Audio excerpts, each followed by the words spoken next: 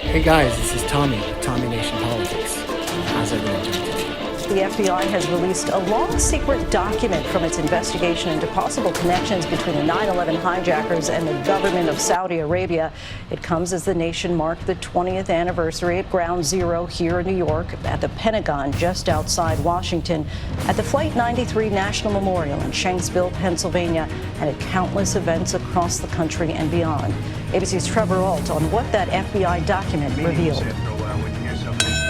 Tonight, as countless American families remember their loved ones lost in the September 11th attacks, President Biden honoring their request to declassify and disclose new documents. While heavily redacted, they reveal details of the investigation into Saudi nationals in the U.S.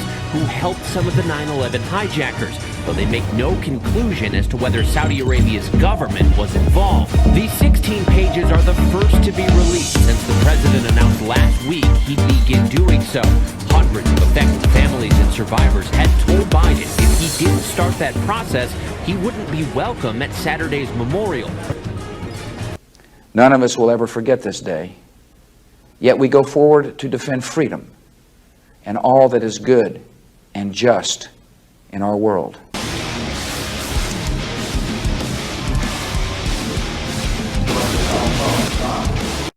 But if you have any questions, please, I'll give you a little chance. You could be a star. I see that's the fake news behind you, so... Hey guys, Tommy with Tommy Nation Politics. How's it going? Everybody hear me okay? Hopefully. This is my 9/11 special, guys, because I was working yesterday. And I wanted to say some things. Reflect on those times when we were attacked. Before we were attacked, though, guys.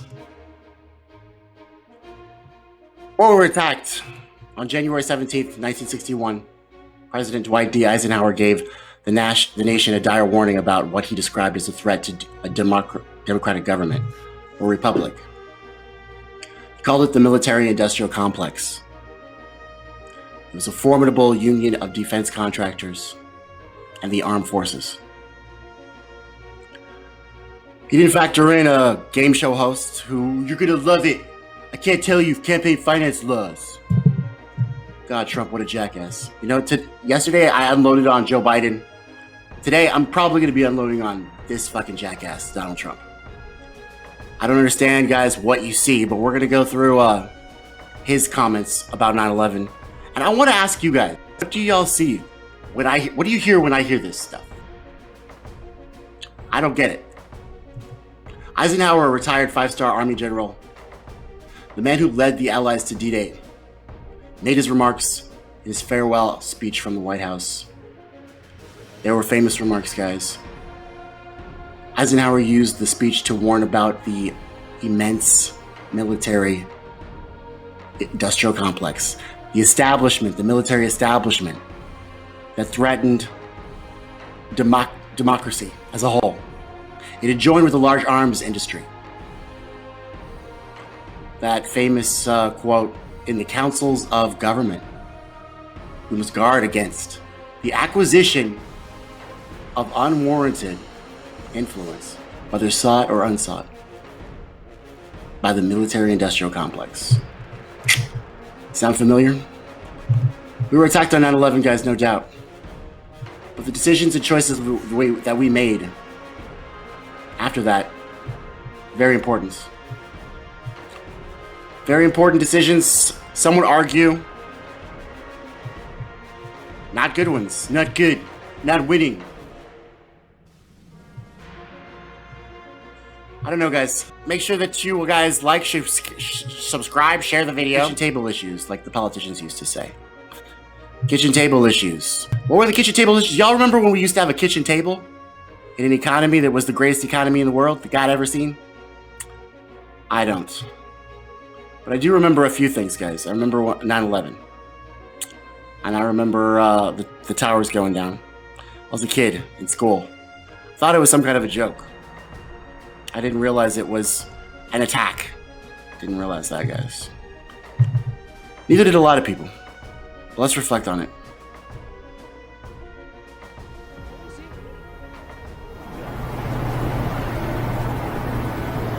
boom! There was a loud crashing sound, and then there was a pause for about a split second, and then there was like a scream or two, and then everyone just ran. Everybody. There was mass chaos. Screen, the smoke, the black smoke and fire. Hijacked, and there are indications that it may have been a Boeing 767 out of Boston.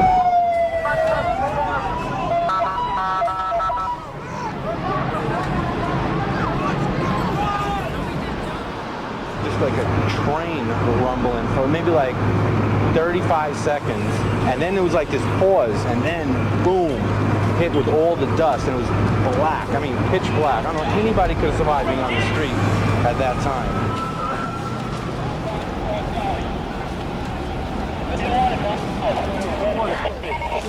Right there. Right there. You can see the black smoke billowing out of the side of the Pentagon. It continues to billow out and cover much of the skyline here along the area, drifting along the Potomac River, casting a haze all over the Pentagon area. It didn't look like there was a plane at all. It was just obliterated when it hit the ground. He told me he was putting a plan together that he and others were going to take back the airplane. And he said, you know, Dina, I think we can do it. It's up to us.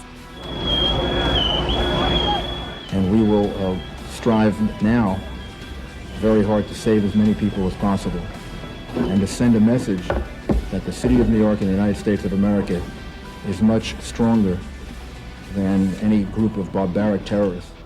All of the suspects right now that I know that the U.S. is looking at are in the Middle East. And frankly, we have to put Osama bin Laden at the top of the list. We will make no distinction between the terrorists who committed these acts and those who harbored them.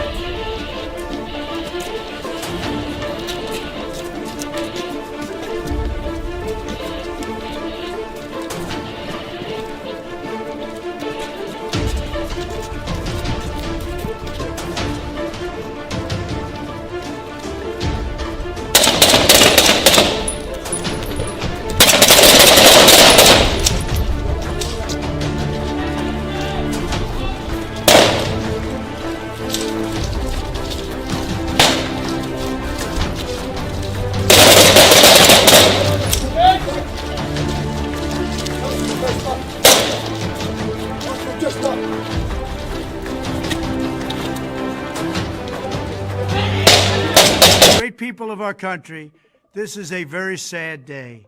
September 11th represents great sorrow for our country. Many things were displayed that day, including, most importantly, the bravery of our police, fire, and first responders of every kind. The job they did was truly unbelievable. We love them and we thank them. It is also a sad time for the way our war on those that did such harm to our country ended last week.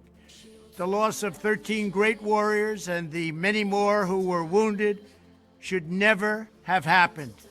Overall, 250 people were killed in Afghanistan last week, and so many more were seriously injured.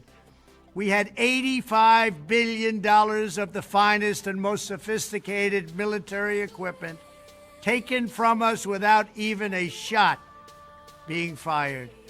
The leader of our country was made to look like a fool, and that can never be allowed to happen.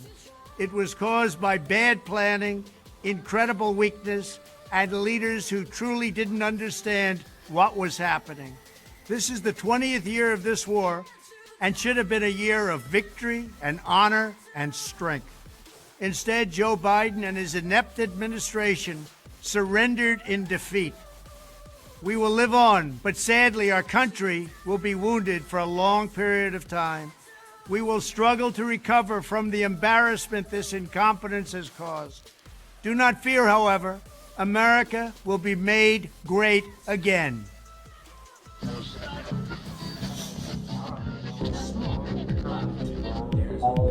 Hey guys, this is Tommy with Tommy Nation Politics. How's everyone doing today? Tommy Nation Politics.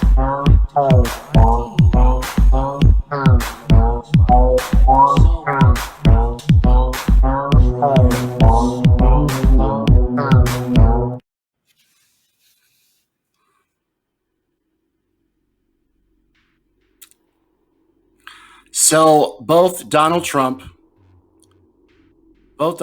and Joe Biden are in full campaign mode, it appears. 7 months ago, the virus was great. The virus wasn't great. Joe Biden and his speech mandating vaccines. Today, or yesterday, yeah, man, if I was in there, it wouldn't have been weak. It would have been strong. Man, we'll make America great again. Just add again. Are y'all tired of this yet? You know, the media, they were talking about how there should be no spin on 9/11. It's funny because that would be great. That'd be super great. Unfortunately, there was more spin than I've ever seen on 9/11. More spin than I've ever seen. Mixed in with some nationalism, jingoism, xenophobia. I mean, it pains me to even turn on the mainstream media sometimes, guys. But among the intense amount of spin was some heartfelt apologies, words from people that paid cats down, war criminals, and complete and utter batshit crazy failure presidents like this one. 20 years ago, we all found in different ways, in different places, but all at the same moment, that our lives would be changed forever. The world was loud with carnage and sirens, and then quiet with missing voices that would never be heard again. These lives remain precious to our country and infinitely precious to many of you. Today we remember your loss, we share your sorrow, and we honor the men and women you have loved so long and so well. For those too young to recall that clear September day, it is hard to describe the mix of feelings we experienced. There was horror at the scale of destruction, and awe at the bravery and kindness that rose to meet it. There was shock at the audacity of evil, and gratitude for the heroism and decency that opposed it. In the sacrifice of the first responders, in the mutual aid of strangers, in the solidarity of grief and grace, the actions of an enemy revealed the spirit of a people, and we were proud of our wounded nation. In these memories, the passengers and crew of Flight 93 must always have an honored place. Here, the intended targets became the instruments of rescue, and many who are now alive owe a vast, unconscious debt to the defiance displayed in the skies above this field. It would be a mistake to idealize the experience of those terrible events. All that many people could initially see was the brute randomness of death. All that many could feel was unearned suffering. All that many could hear was God's terrible silence. There are many who still struggle with a lonely pain that cuts deep within. In those fateful hours, we learned other lessons as well. We saw that Americans were vulnerable, but not fragile. That they possess a core of strength that survives the worst that life can bring. We learned that bravery is more common than we imagined, emerging with sudden splendor in the face of death. We vividly felt how every hour with our loved ones was a temporary and holy gift. And we found that even the longest days end. Many of us have tried to make spiritual sense of these events. There is no simple explanation for the mix of providence and human will that sets the direction of our lives. But comfort can come from a different sort of knowledge. After wandering long and lost in the dark, many have found they were actually walking step by step toward grace. As a nation, our adjustments have been profound. Many Americans struggle to understand why an enemy would hate us with such zeal. The security measures incorporated into our lives are both sources of comfort and reminders of our vulnerability. And we have seen growing evidence that the dangers to our country can come not only across borders, but from violence that gathers within.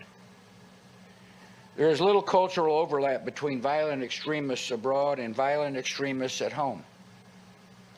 But in their disdain for pluralism, in their disregard for human life, in their determination to defile national symbols, they are children of the same foul spirit, and it is our continuing duty to confront them. After 9/11, millions of brave Americans stepped forward and volunteered to serve in the armed forces. The military measures taken over the last 20 years to pursue dangers at their source have led to debate. But one thing is certain: we owe an assurance to all who have fought our nation's most recent battles. Let me speak directly to veterans and people in uniform. The cause you pursued at the call of duty is the noblest America has to offer. You have shielded your fellow citizens from danger. You have defended the beliefs of your country and advanced the rights of the downtrodden. You have been the face of hope and mercy in dark places. You have been a force for good in the world. Nothing that has followed, nothing, can tarnish your honor or diminish your accomplishments. To you and to the honored dead, our country is forever grateful. Oh my God, something else blew up.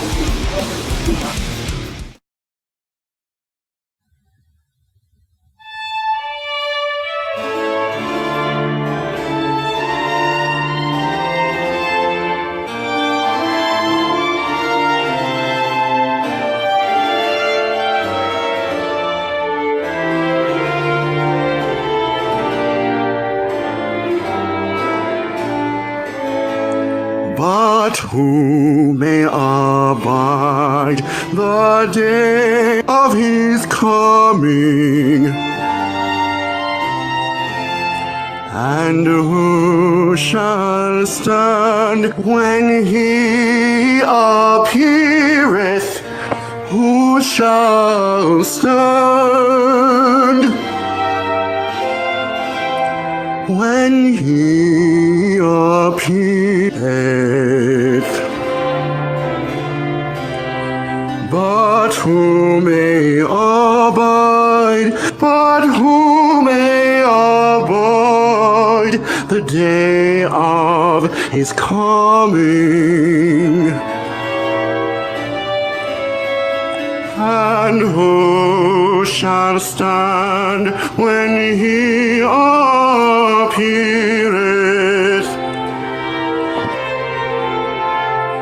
But who shall stand when he appeareth?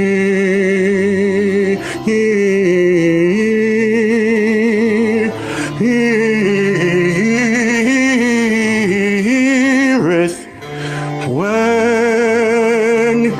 he appeareth? For he is like a refiner's fire. For he is like a refiner's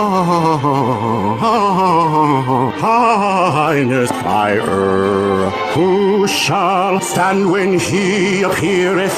For he is like a refiner's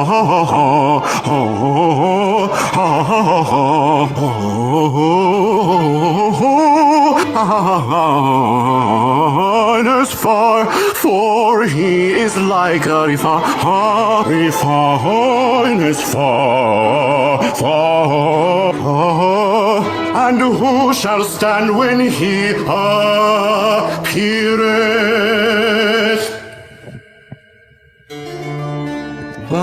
who may abide the day of his coming.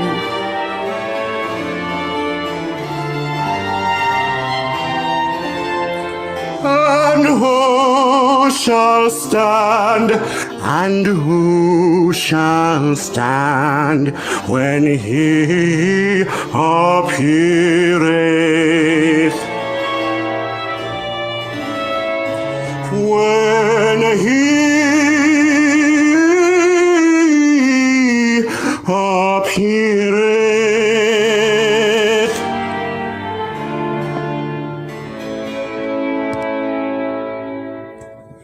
For he is like a refiner's fire, like a refiner's fire. And who shall stand when he appeareth? And who shall stand when he appeareth? For he is like a refiner's fire. And who shall stand when he appeareth? When he appeareth, for he is like a refiner's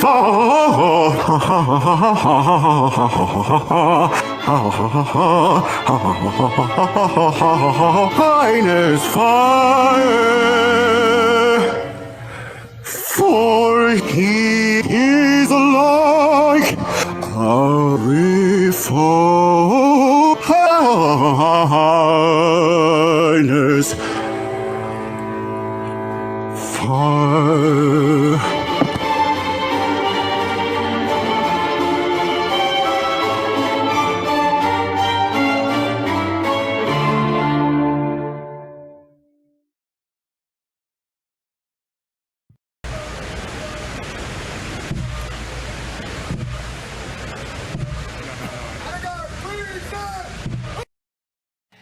"20 years ago, we all found in different ways, in different places, but all at the same moment, that our lives would be changed forever.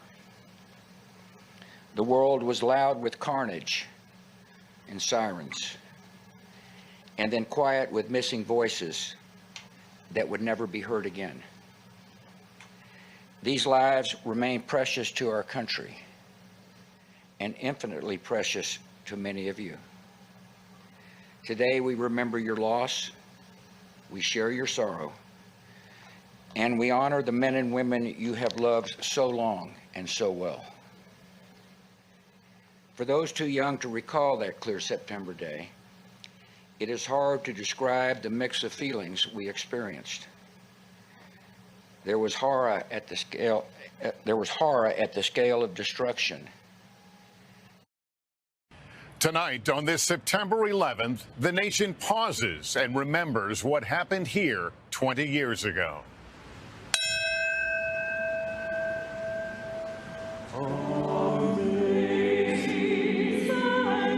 Across the country, Americans gathered in groups large and small. At the World Trade Center, the Pentagon, a field in Pennsylvania, in parks, and at firehouses, celebrating those who ran toward the danger and remembering those who lost their lives. Robert J. Bell. Shelley A. Marshall. C.C. Ross. Stephen Lamancia. Commander Robert A. Slagle. Donald Freeman. Kevin W. Yoakum. Presidents past and present paying tribute today. We remember your loss. We share your sorrow. George Bush's emotional call for a return to civility. The new developments today in the war fought in 9/11's wake. And the new divisions in the country as we face a new threat 2 decades after we all united in the face of another one. A nation forever changed by that day. Tonight, the country fulfills its promise to never forget. This is NBC Nightly News with Lester Holt. America remembers 20 years later. Good evening, everyone. The gleaming buildings that have risen here at the World Trade Center site have erased the physical scars of destruction from 2 decades ago. But today, on this 20th anniversary of the 9/11 attacks, we confronted the depths of the unhealed wounds to our hearts. Unspeakable loss, moments that will never be, and wounds to our collective sense of safety and security. Today at the crash sites here at the Pentagon and in Pennsylvania, families, survivors, and presidents celebrated the lives of victims and those who answered the call to duty. Today, a nation remembers 2,977 lives lost. The sky as blue as it was 20 years ago when terror rained down. Early this morning, the first flag unfurled at the Pentagon.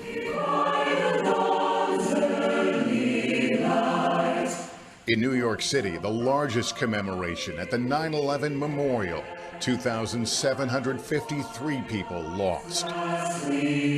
President Biden, the First Lady, Presidents Obama and Clinton looked on during the first moment of silence at 8:46 a.m., commemorating the moment American Airlines Flight 11 struck the North Tower. My daughter, Sarah Elizabeth Lowe, was a flight attendant on that plane. Names of those we lost read by their loved ones. Until we meet again, my love, rest in peace. At 9:03, a second moment of silence at the time United Airlines Flight 175 struck the South Tower. In Washington, D.C. at the Pentagon, another moment of silence at 9:37 when American Airlines Flight 77 crashed there, killing 184 people. And at 9:59, another somber pause at the moment when the South Tower collapsed. First responders like NYPD Chief Terry Tobin injured by falling rubble, while so many other rescuers lost their lives that day and the days and years that followed. Being here today, watching the memorial 20th anniversary, does it still feel fresh?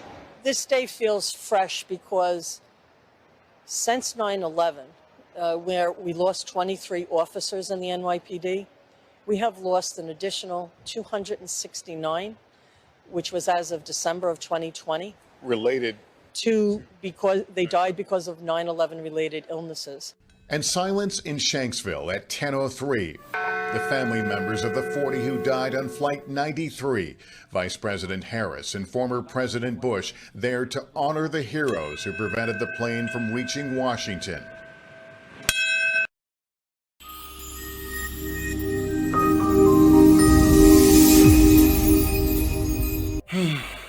Never forget, guys. Never forget. As you can see, guys, the Democrats and Republicans honoring the fallen, the 2,900 souls that died in 9/11, the 235 police officers that died with 9/11 related sicknesses, devastation that was caused in New York. Did the Democrats and Republicans make it better?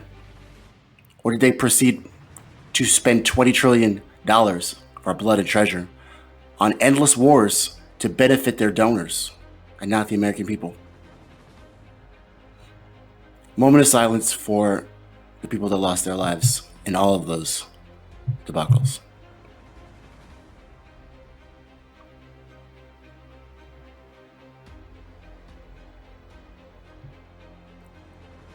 Chants of the USA, USA, USA, USA began ringing through a capacity crowd at Citi Field early as 30 minutes before the first pitch of the first Subway Series game between the Mets and the Yankees played on.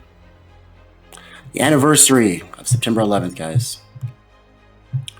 Current members of the teams met on the field for handshakes and hugs before standing intermixed on the two foul lines for the national anthem, which was performed by the New York Police Department's Police Athletic League Cops and Kids Chorus.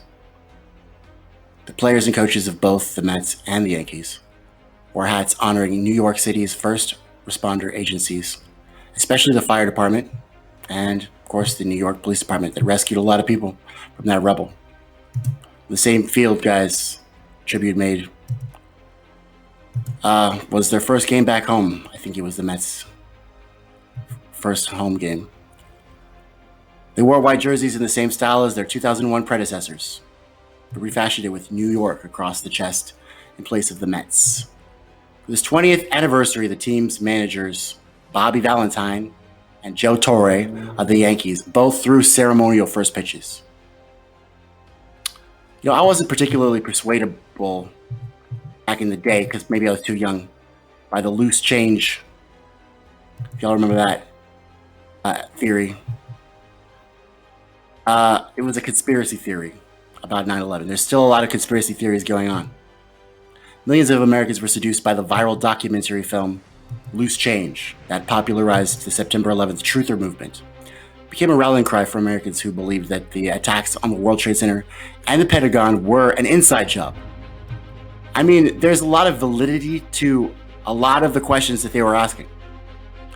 And you could surmise or ponder or, you know, philosophize that it wasn't us that brought it on this country, of course. Not the hardworking working class Americans who died.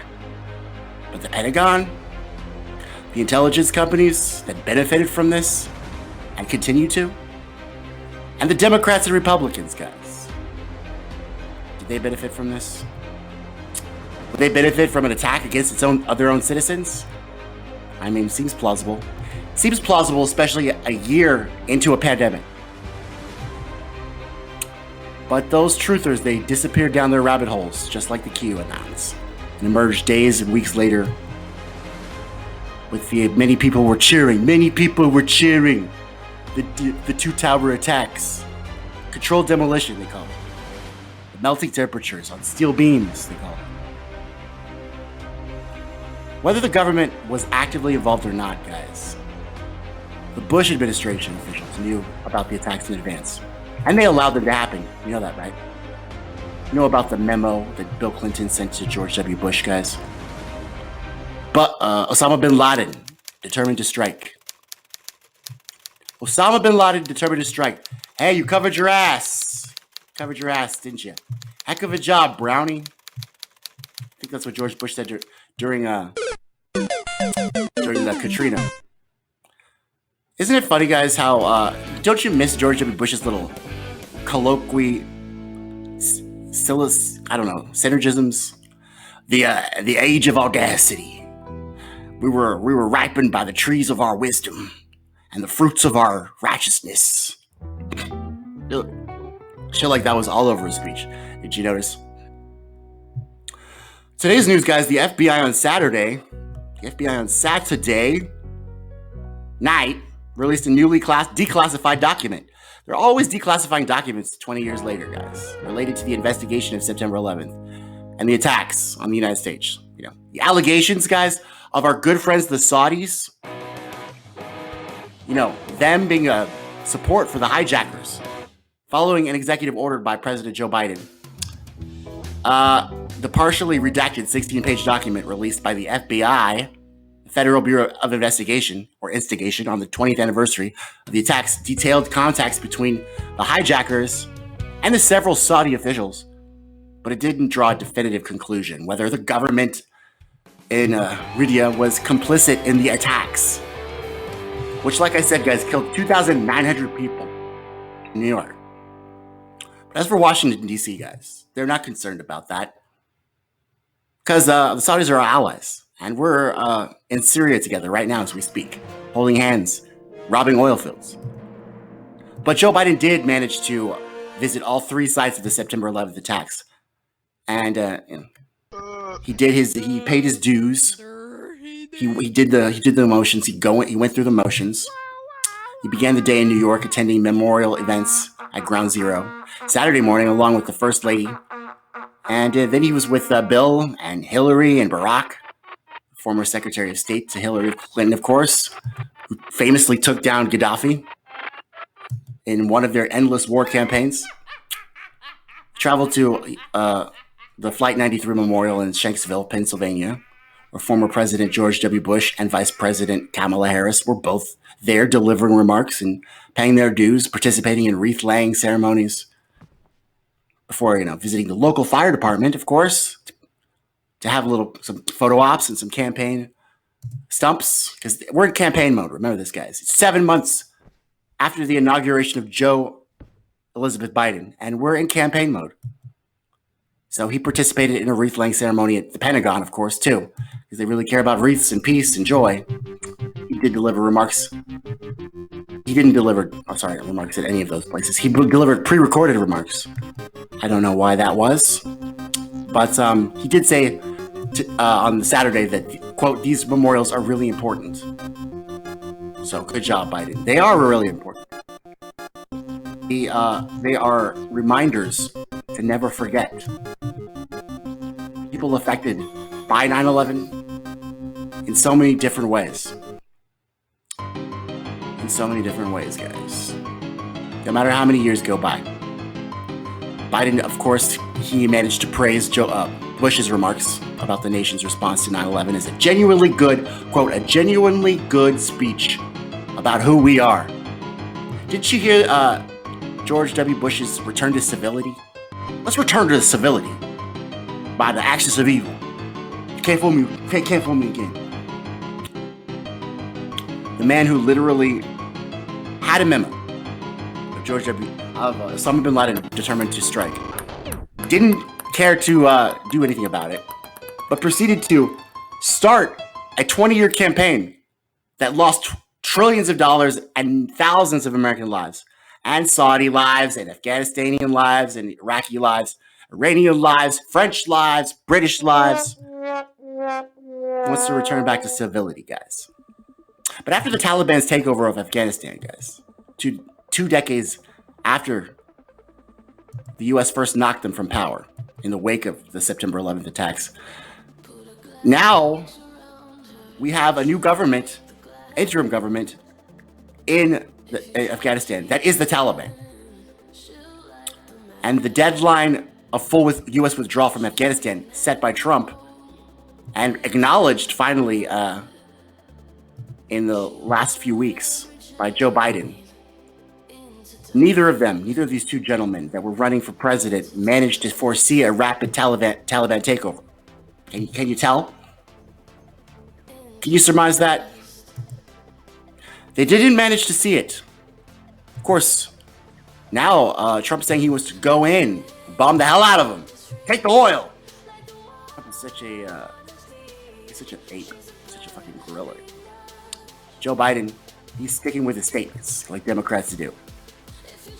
Department of Justice guys reviewing these documents from the FBI's probe into the attacks. 20 years later, they were declassified, like I said. Showed relatives of the victims have been, pushing for many years the declassification of these documents and the probe. Finally, 20 years later, they finally get justice in this country. Finally, after 20 years, they finally get to see if the Saudis were involved in the 9/11 attacks. Because 15 of the 19 hijackers were from Saudi Arabia. And the kingdom has long said it had no role in the attacks, guys. The Saudi embassy in Washington did not respond to a request for the comments or the news of the declassification, guys. But as you look at these pages of documents, all you can see, like Fauci's emails, is a redacted document. So does that give justice to the victims of 9/11 and the families of the people that were attacked by the hijackers? I don't know. I don't think so. What do you think? I feel like nothing has fundamentally changed, guys. Except the damage and the blasting and the destruction in New York has been built over by corporations. The Patriot Act is still in effect. Thousands of American lives have been lost. And the commission in 2004 found no evidence that Saudi Arabia directly funded Al-Qaeda or the Taliban. Afghanistan at the time was ruled by the Taliban. And the whole argument was, if left open, the Taliban will recruit more terrorist cells. But it turns out when we unleashed a vacuum and destabilized the Middle East, we let ISIS form. We let our own fears come to reality.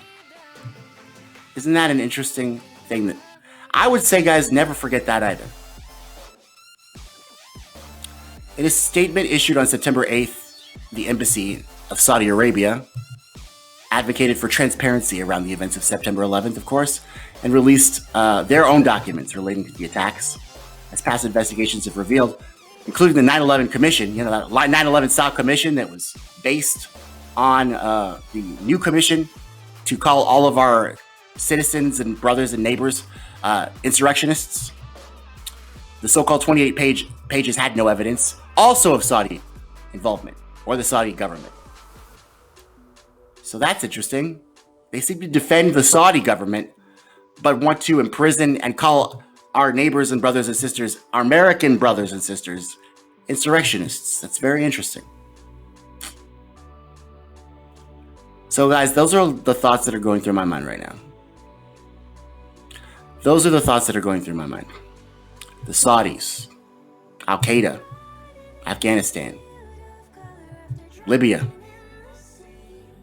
Benghazi. So many things that happened in these 20 years, guys. If you just reflect on those things, put them in chronological order, and you quantifiably, determine the pros and contrasts. Do you think that we've taken a tougher stance on Saudi Arabia? Do you think that we have the intelligence all fixed from the bad intelligence? Or is now intelligence making their own coups inside our own country with their Steele dossiers and their Russian Kremlin puppet stories? Are we safer 20 years ago than we were 20 years ago, guys? Are we? I don't know. I don't think so. I think now, every single attack that could happen on our civil liberties, guys, has happened. Every single one. The Patriot Act is still in effect. We're being surveilled. Our metadata was stored in undisclosed locations by our own president, our first black president.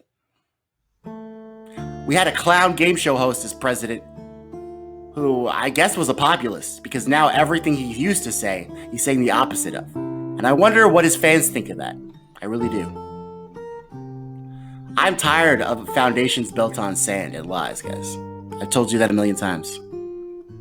Sand and lies are not something that you should build your foundation on.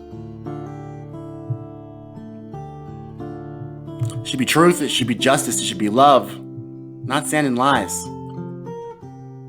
But Saturday was a nice time to campaign for president, I guess. 7 months after the inauguration of our 46th president.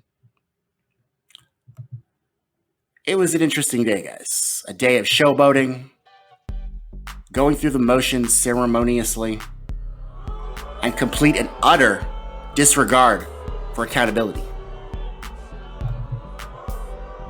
Meaningless after a while when you hear some of these politicians talking. But if you have any questions, please, I'll give you a little chance. You could be a star. I see that's the fake news behind you, so... Anybody have any questions? Huh? Yeah, look at the size of that guy. Do you have a question? Spotlight's on me, I guess. Are you going to run again, President? Oh, that's a tough one. Actually, for me, it's an easy question. Okay. I mean, I know what I'm going to do, but we're not supposed to be talking about it yet. From the standpoint of campaign finance laws, which frankly are ridiculous, okay? You want to know the truth. But we have to live with it. But I think you're going to be happy. Let me put it that way, okay? I think you're going to be very happy when I see what's going on. We had the greatest economy in the world. We did things that nobody thought even possible. Everybody had the best jobs. We were even getting along with the other side. They were starting to come in and the radical left, I call them. But they couldn't compete with what we were doing. From jobs to regulations to we rebuilt the military. They gave $85 billion of it away. Brand new Apache helicopters. Can you believe they gave them away? Why would you give them away? You fly them out. You take them out. And they had all the time in the world. We had everybody on hold. The Taliban was on hold. I dealt with the top guy, Abdul. And there was nothing he was going to be doing with us. All of a sudden, we have a rigged election, and all of a sudden we flee Afghanistan. You know, that's why I'm saying, what timing, what horrible timing, the 20th anniversary.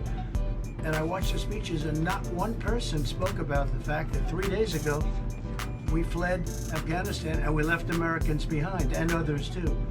And we left $85 billion worth of the best equipment ever made. Much of it that I bought, they left it behind. Why would they leave it behind? We could have stayed there for 1 month or 3 years. Such they idiots. weren't going to be able to do anything, but they left. And when they left, there was a vacuum. And then they came in and filled the vacuum.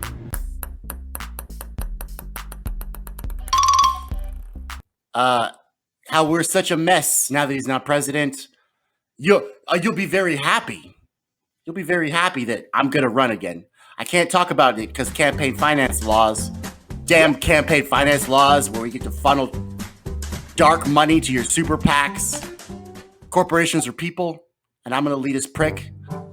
Let me ask you guys, what do you guys think of that? What do you guys think of Donald J. Trump and his complete disregard for regular normal people? And you'll be very happy that he'll run again. I mean, would you like, thanks, Gilead Fred. I figured it out. But you'll be very happy Trump's gonna run, though, even though I'm muted. You're not gonna get health care, no living wage. Your kids are gonna be poorer than you. We're gonna be in fucking wars. It could be 1 year, it could be 3 years. Who cares? Take the oil. Yeah, this guy's full of fucking ideas, isn't he? There's literally nothing in that one clip that I showed you, or his entire speech, that was smart, that was thoughtful, that was anything but jerking himself off. That's Donald Trump. So that's my whole thing about this, conservatives, guys, is that we all are supposed to share. No, but Biden did. See, so thank you for asking questions, and I'm going to try to be nice, because But Biden did something better. That's whataboutism, okay? But Biden did something better. No, he didn't. He's a fucking mess. He's absolutely a horrible mess. He didn't do anything better. So that's my point, Gilead Fred, is why do we keep electing Republicans and Democrats?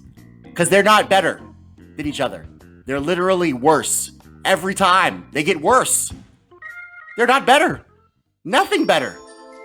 They're a mess. Is Trump a mess? Yes. Is Biden a mess? Yes. They are a mess. They've betrayed our country. They've let intelligence infiltrate into our own mass media and feed us propaganda. They've forsaken their vows to protect us from threats, foreign and domestic. They are traitors. They are a mess. Democrats and Republicans shouldn't exist. And we should not vote for them anymore. So to answer your question, but Biden did something better. I don't feel like less alternative is better. He's not the left. He's an imposter, Democrat, politician. He's a liar, a cheat, and a murderer, just like Donald Trump. And you're getting Borden milk or you're getting Promised Land dairy milk. Either way, you're getting milk. They're a mess. So, to answer your question, that's how I react also to propaganda of whataboutism. But then, what about Trump? What about Biden? Yes, you're right. They're a mess. Both. Because literally, fish or chicken? Yes. But what's up? Got someone new on the chat as well. I appreciate you guys chatting with me. Of course, I'm probably going to disagree with all of you because I have my own opinions, and you're doing a, what do you call it? Contrast. You disagree with me, but it's cool to disagree. I don't mind it at all. I want us all to just work for the common good. That's what I want. I want us to work for the common good. Part of that is being brave, courageous, and having principles and values, you know? So that's cool. You can disagree with all you like, and you can say whatever you want. Just don't be hateful. But back to my original point, guys. Joe Biden, he went for 25 minutes talking about the vaccines and how he punched down. As a leftist, you're not supposed to punch down. You're not supposed to hit people lower than you, right? He blamed all the unvaccinated people that don't have health care on the fact they're not getting vaccinated. Right? Is that left wing? Fuck no. Not at all. So he's not a leftist.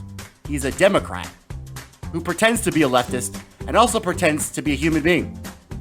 So does Trump. Trump pretends to be a right-winger, Breitbart guy. He doesn't know anything about anything. He follows his basest instincts. Take the oil.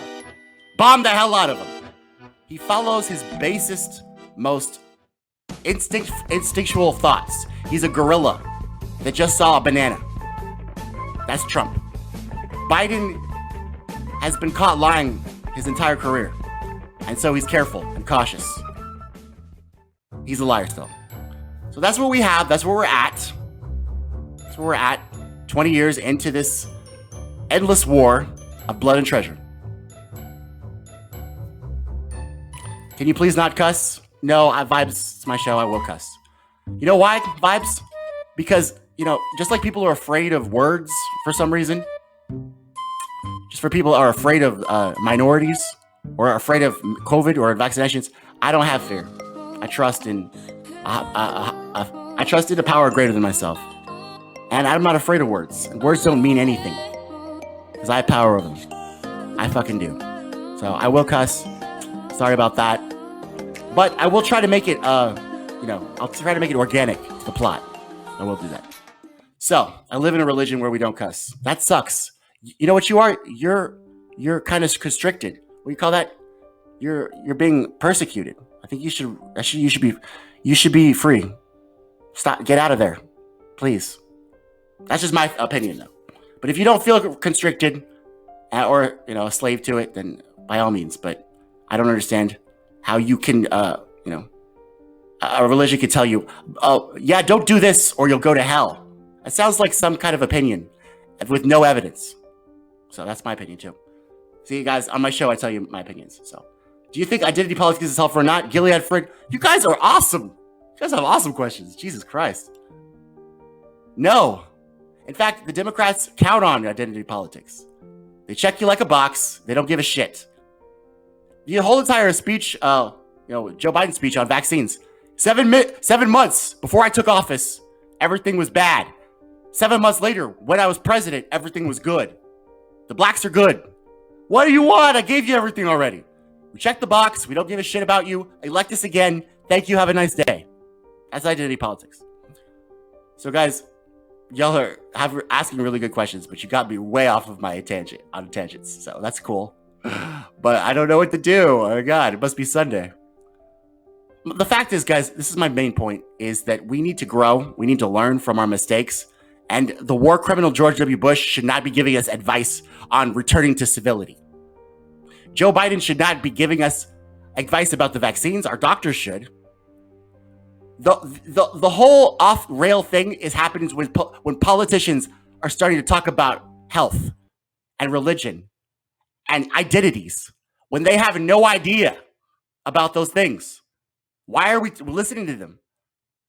Why are we listening to them? That's my question to my audience. Why are we listening to lying politicians talk about our values and principles? They don't have any. Can't you tell? Can you not tell yet?